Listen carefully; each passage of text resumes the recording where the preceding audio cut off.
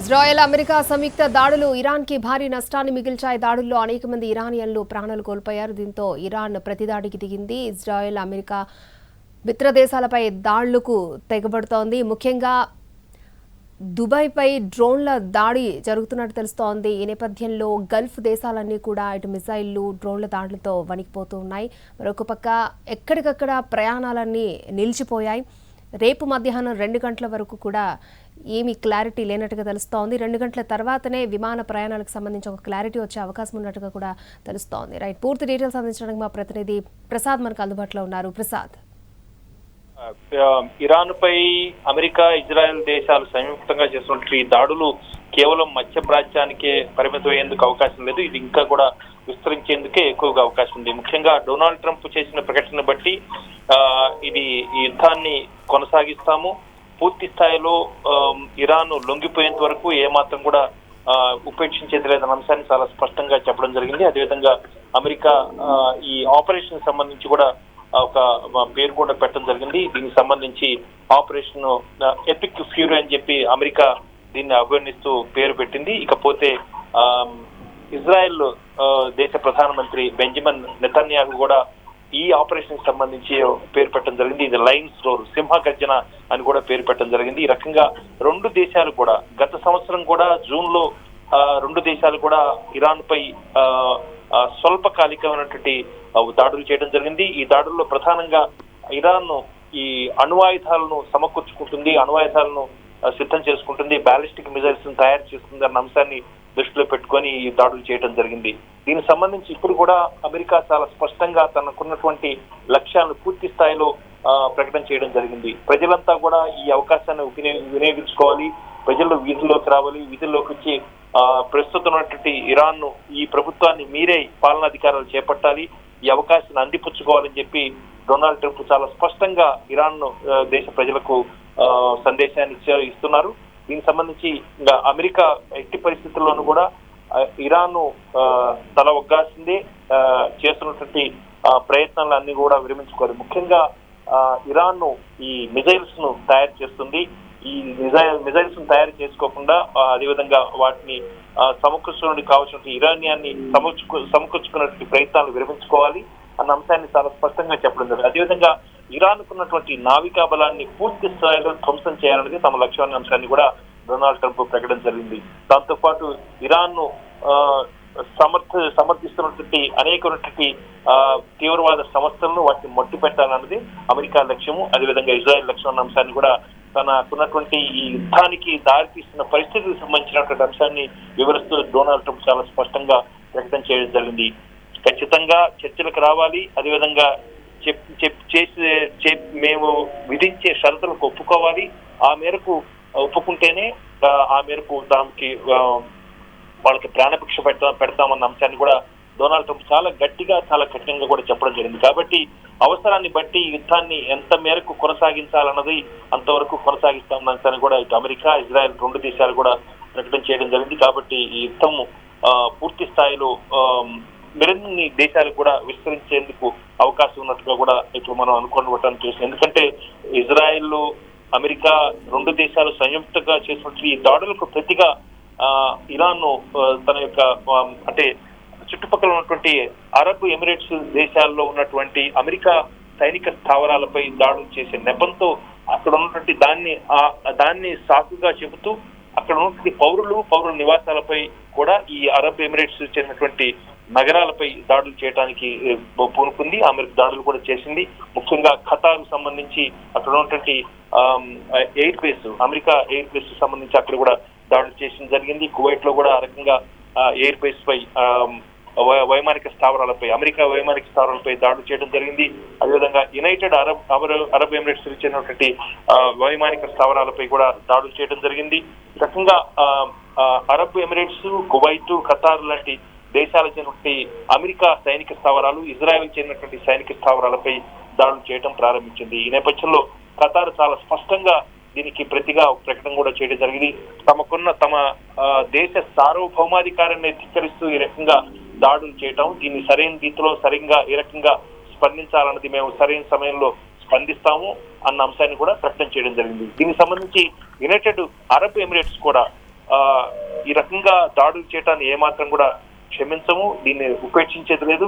దీనికి విపరీతమైన పరిస్థితులు దారి తీసేందుకు ఆస్కారం ఉందని హెచ్చరికలు కూడా యునైటెడ్ అరబ్ ఎమిరేట్స్ ప్రకటన చేయడం జరిగింది. అదేవిధంగా యూరోపియన్ యూనియన్ కూడా తనకున్నటువంటి విదేశాంగ విధానాన్ని స్పష్టం చేస్తూ ఈ రకంగా యుద్ధం చేయటం ఏమాత్రం కూడా సరైంది కాదు, ఇది పూర్తి స్థాయిలో దీన్ని నిలుపుదల చేసి చర్యలు తీసుకోవాలని చెప్పి కూడా యూరోపియన్ యూనియన్ కూడా ప్రకటన చేయడం జరిగింది. అదేవిధంగా ఇతర అనేకమైనటువంటి అభివృద్ధి చెందినటువంటి దేశాలు, ఫ్రాన్స్ లాంటి దేశాలు కూడా దీనికి సంబంధించి స్పందించాయి, ప్రకటన చేయడం జరిగింది.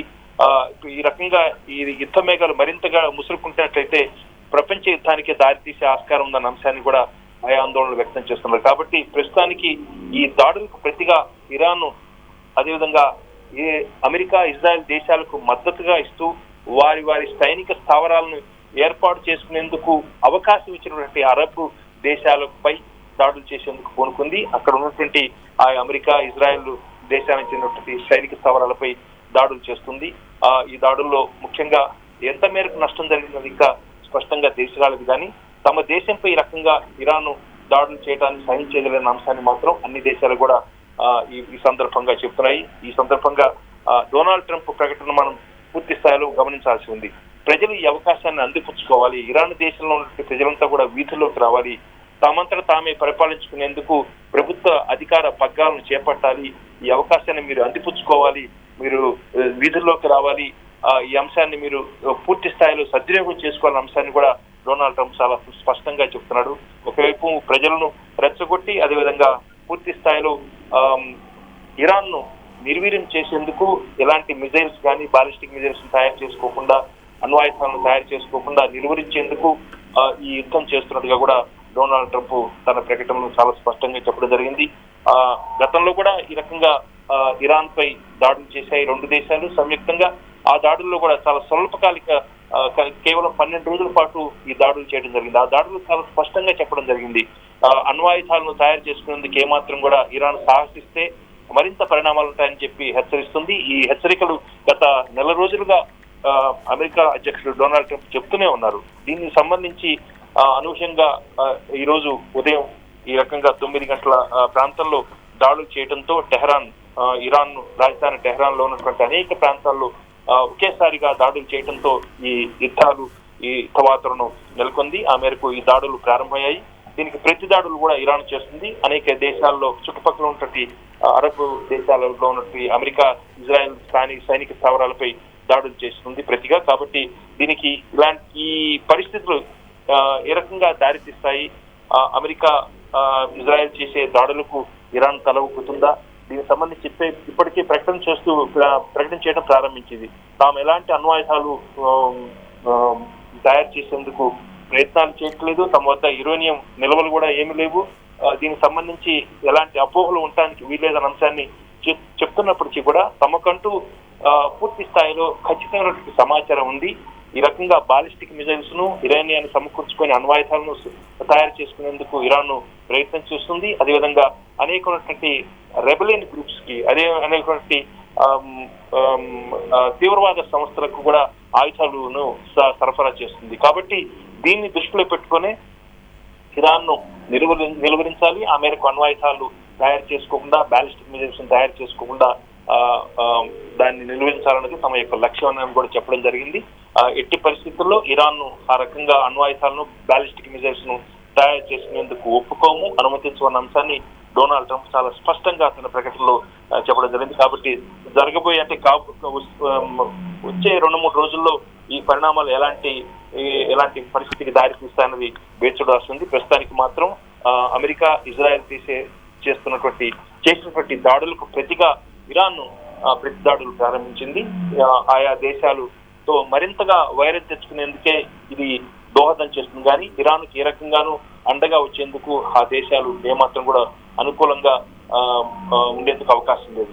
అయితే అరబ్ దేశాలు, ఇజ్రాయెల్, అమెరికా సైనిక స్థావరాలను ఏర్పాటు చేసుకోవడానికి అవకాశం ఉంటే కాకుండా ఆయా దేశాలు చేస్తున్నటువంటి దాడులను సమర్థిస్తున్నాయి అరబ్ కంట్రీస్. కాబట్టి దానికి ప్రతిగా తాము దాడులు చేస్తున్నామని చెప్పి ఇరాన్ ఈ రకంగా ప్రతి దాడులు చేస్తుంది. కాబట్టి ఇటు ఉన్నటువంటి భౌగోళిక పరిస్థితిని చూసినట్లయితే కూడా చుట్టుపక్కల ఉన్నటువంటి అన్ని దేశాలతో కూడా ఏమాత్రం కూడా సఖ్యత లేదు ఇరాన్కు ఉన్నటువంటి చుట్టుపక్కల ఉన్నటువంటి దేశాలన్నీ కూడా అంటే ఇరాన్తో సరిహద్దులు పంచుకున్నటువంటి దేశాలన్నీ కూడా అంత సుముఖంగా లేవు మద్దతు ఇచ్చేందుకు. దాంతో పైగా అరబ్ దేశాలు కూడా ఏమాత్రం కూడా ఇరాన్ ను సమర్థించట్లేదు. ఈ నేపథ్యంలో అమెరికా ఇజ్రాయెల్ చేసే దాడులకు మరింత బలాన్ని చేకూర్చింది.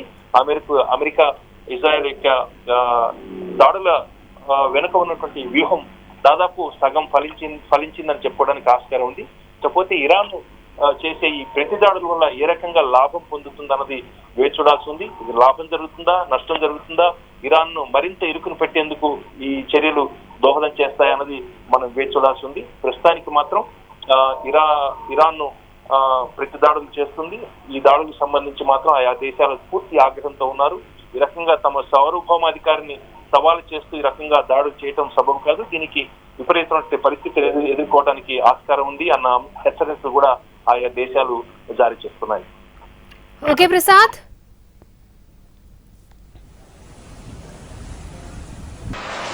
బ్రేకింగ్ న్యూస్ చూస్తున్నాం. దుబాయ్లోని బిట్స్ పిలానీలో వందలాది మంది భారతీయులు చిక్కుకుపోయారు.